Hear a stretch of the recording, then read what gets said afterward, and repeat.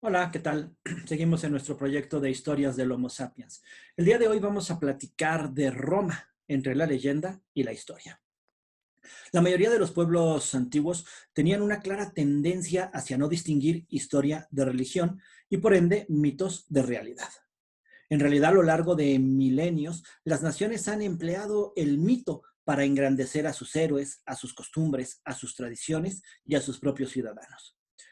Claro está que el pueblo de humildes orígenes campesinos, que constituyó uno de los más grandes imperios de la humanidad, no podría quedarse atrás. Así que los romanos concebían sus orígenes más o menos bajo estos conceptos. Todo inició en Troya, en el momento terrible en el que, tras haber sido engañados por los aqueos con la artimaña del caballo, la arcaica ciudad era violentamente destruida y todos sus habitantes cruelmente asesinados. Pero entre los grandes héroes de la misma, uno de ellos, Eneas, hijo de la diosa Venus o Afrodita, y por lo mismo destinado a triunfos mucho más importantes que morir acuchillado en defensa de Troya, logró escapar de la masacre, iniciando una larguísima epopeya que le condujo desde Troya hasta Italia, no sin antes pasar por Cartago, donde dejó triste y enamorada a la reina Dido, quien, no pudiendo soportar el desamor, se suicidó, fundando una enemistad perpetua entre los descendientes de ambos. Pero Eneas, sin embargo, no podía ceder a sus pasiones, pues él debía de buscar su destino. Así que, cuando finalmente llegó a Italia, comprendió que era ahí donde debía de permanecer para que de su descendencia naciera un vasto imperio. Se casó para ello con la hija del rey latino, que se llamaba Lavina, y fundó una ciudad a la que dio el nombre de su esposa, con quien pasó gobernando el resto de su existencia.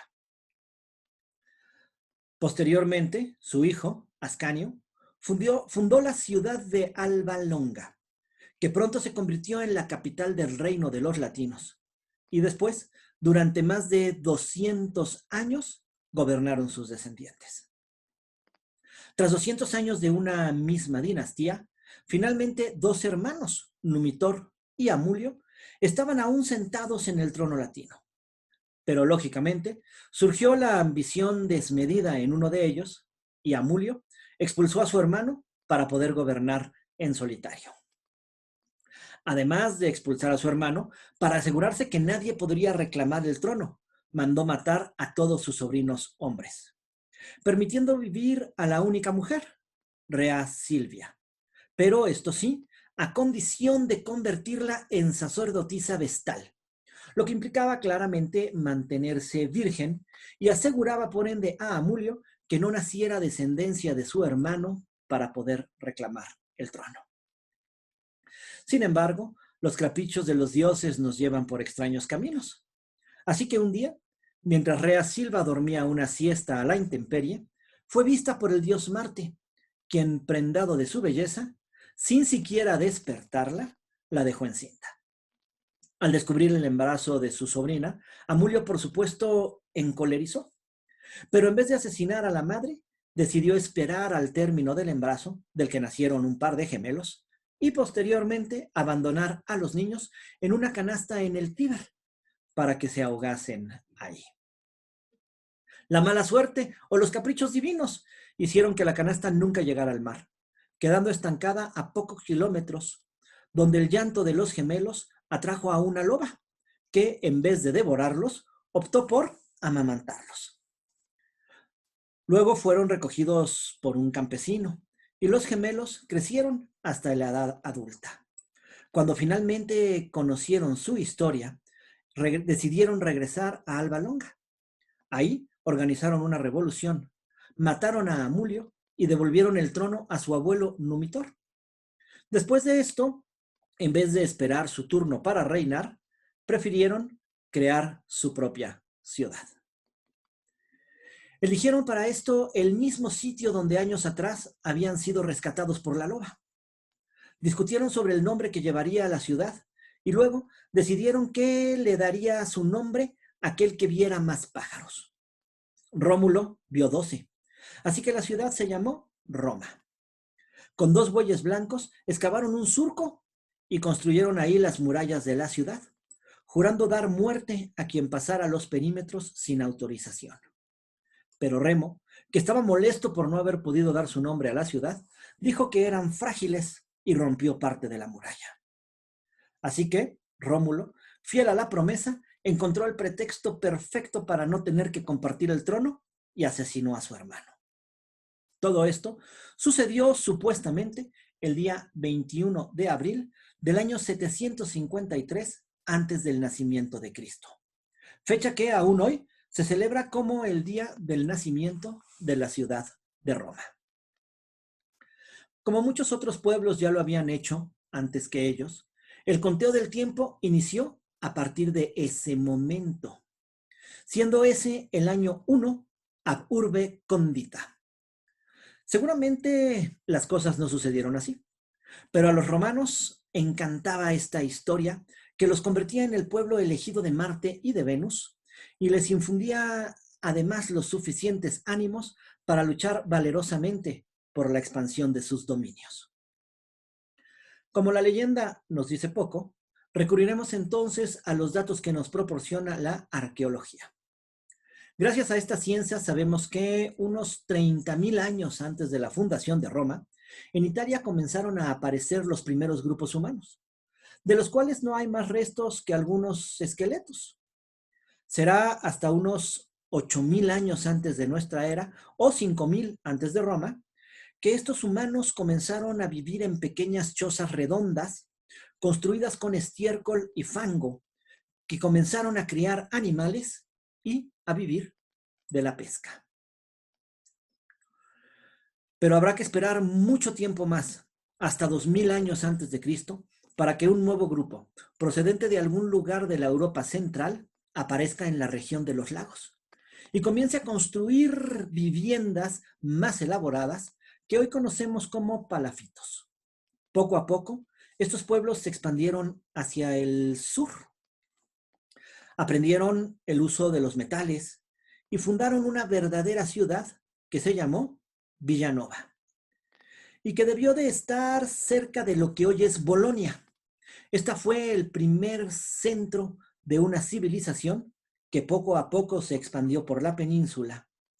De esta se cree que es la de donde derivan los pueblos y costumbres umbros, sabinos y latinos. ¿Qué sucedió con los antiguos pobladores? No lo sabemos a ciencia cierta, pero muy probablemente los nuevos pueblos los exterminaron, como solía ser en aquellos tiempos la costumbre. Finalmente, hacia el año 1000 a.C., estos nuevos pobladores habían formado ya múltiples ciudades. La más poderosa de ellas parece haberse llamado Alba Longa. Algunos personajes importantes de esta ciudad parecen haber migrado en algún momento unos pocos kilómetros para fundar Roma. No sabemos los motivos de esta movilización, pero sí sabemos que hacia las mismas tierras llegaban en aquellas épocas un nuevo pueblo, al que conocemos como los etruscos. Estos nuevos fundadores, entre los cuales tal vez efectivamente existían un Rómulo y un Remo, se establecieron en el monte Palatino, posiblemente con la finalidad de poblar los otros 7. Pero por lo general, entre los grupos de aventureros, al menos en los tiempos antiguos, solían existir pocas mujeres. Y aquí necesitamos regresar de llano a la leyenda que nos cuenta lo que entonces hizo Rómulo. Organizó una gran fiesta e invitó a tomar parte en ella a los vecinos sabinos, junto con su rey Tito Tasio y, muy importante por supuesto, con sus hijas. Los sabinos acudieron a las fiestas, donde lo que sucedió fue que les robaron a sus hijas y los expulsaron inmediatamente. Claro que estos personajes regresaron a dar batalla para recuperar a sus hijas y hermanas raptadas, pero sucedió que finalmente fueron las mujeres quienes impidieron la batalla, dejando en claro que no querían quedar ni huérfanas ni viudas.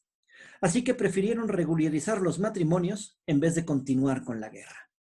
Rómulo y Tácito pensaron entonces en gobernar juntos, ambos con el título de rey de aquel nuevo pueblo nacido de la fusión de las dos tribus. Tácito murió muy poco tiempo después y Rómulo volvió a reinar en solitario.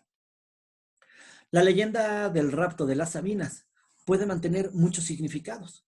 Desde una posible conquista de los sabinos a Roma, una fusión voluntaria entre ambos pueblos, o simplemente la normal ceremonia de matrimonio que se celebraba desde entonces con el ceremonial del rapto de la novia, pero en realidad con el acuerdo de la familia.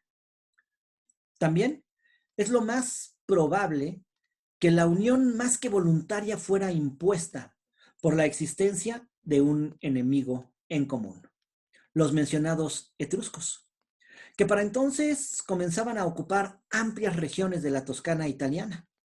Roma apenas nacía y ya tenía que enfrentarse a un poderosísimo enemigo. Un trato particularmente severo les reservaron a los etruscos. Cuando Roma se sintió lo suficientemente poderosa como para desafiarlos, fue una lucha sin cuartel, y del pueblo vencido no se dejó piedra sobre piedra. Pocas veces en la historia se ha visto barrer por completo un pueblo y desaparecer todas sus huellas con tan tremenda ferocidad. De toda la civilización etrusca no quedó prácticamente nada. Solo se han conservado algunas obras de arte y pocas inscripciones que no han podido ser descifradas. Por lo poco que quedó de ellos, ni siquiera se ha podido descifrar de dónde venían en realidad. Pero, al parecer, por cómo ellos mismos se representaban, es posible que hayan llegado de algún lugar de Asia Menor. Las mismas pinturas nos hablan de un pueblo refinado, de vestimentas elaboradas, exquisitas togas que después los romanos les copiaron, muchas alhajas en el cuello y en los dedos, y siempre dedicados a comer, beber y platicar.